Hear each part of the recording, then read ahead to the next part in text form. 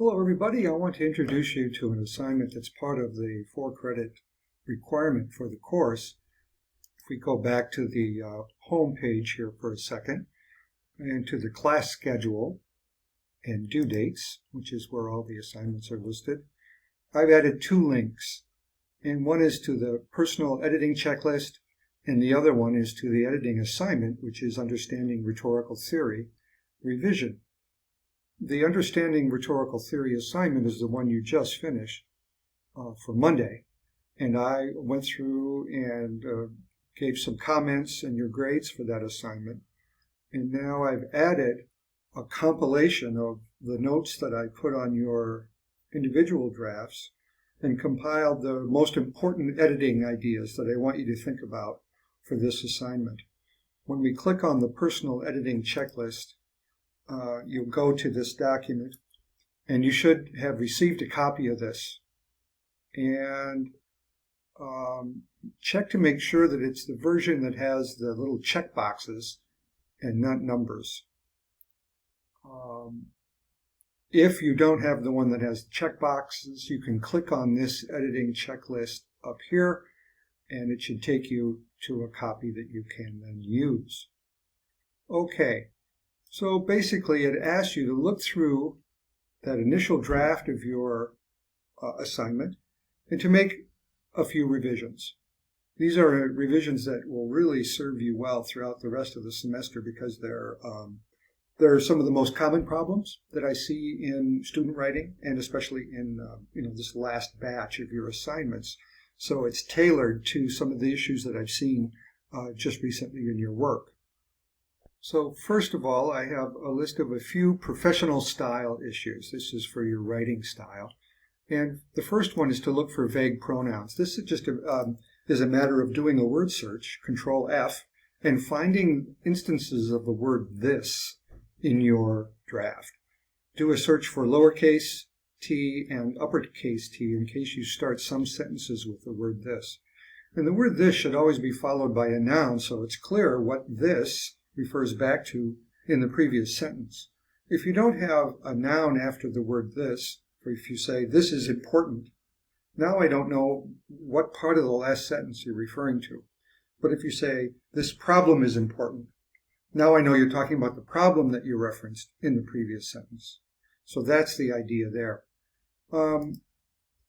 You want to, I didn't see this a lot, but I do see it from time to time. I believe, in my opinion, these kinds of things.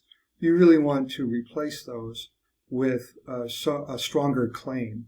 So instead of saying, I believe technical writing is an important skill, we want to move ahead to more informative sentences. So you would say, technical writing is an important skill because.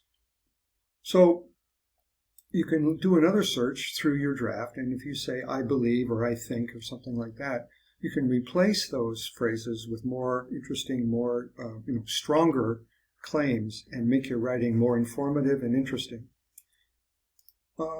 Avoid using vague terms such as thing. Again, just do a simple word search for the word thing or things and replace those vague, abstract, subjective terms with more precise language, because that's a basic value in technical and professional language, is to avoid being vague or imprecise.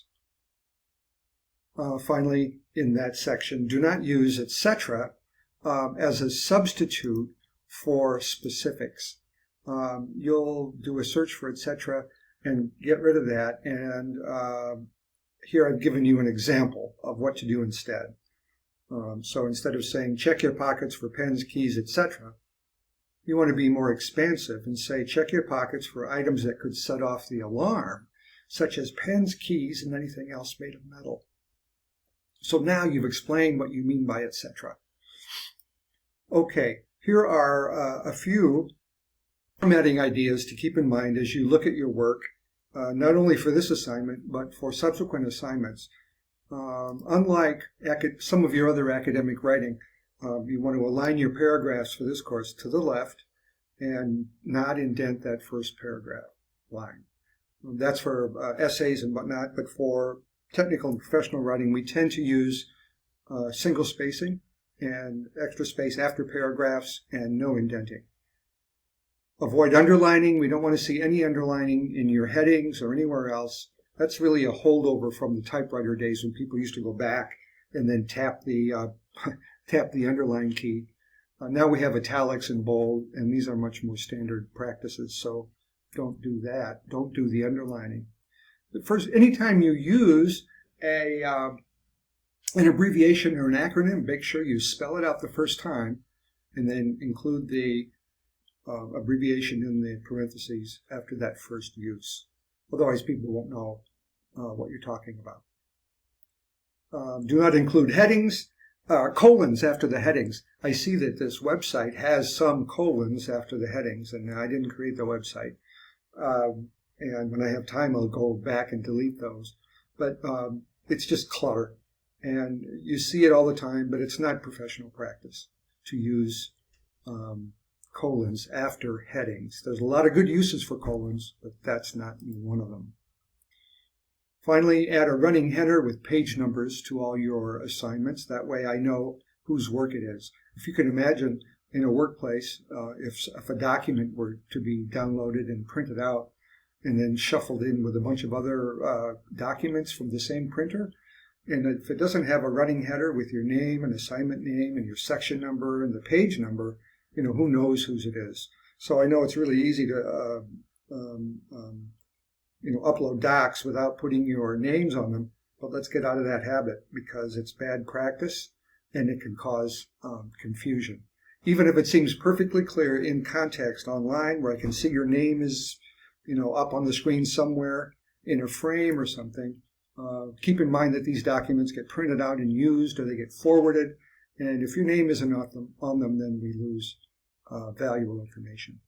The second link for September 19, Understanding Rhetorical Theory Assignment Revision, just takes you to the assignment page.